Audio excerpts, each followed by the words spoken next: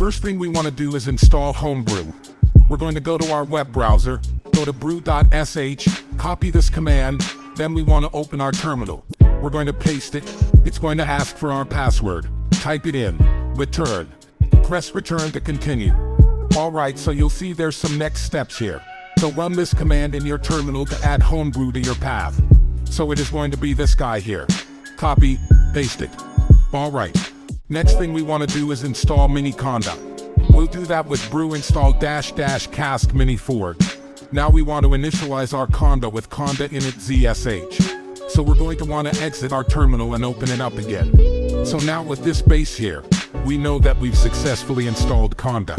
So now what we want to do is create our own conda environment in which we're going to use the program.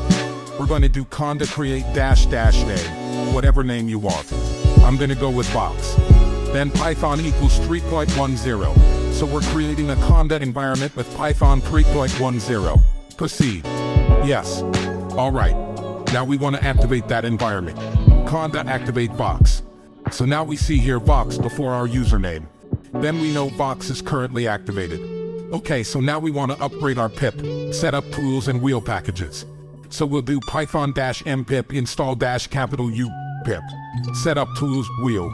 So I already have those requirements satisfied, but just in case, we're going to make sure we do that. Next, we want to install PyTorch. So we're going to do pip3 install torch, space torchvision space torchaudio. Okay, and finally we want to install svcg singing voice conversion fork.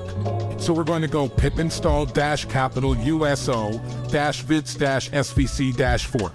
So now when we want to run the GUI, the command is svcg, and there you have it.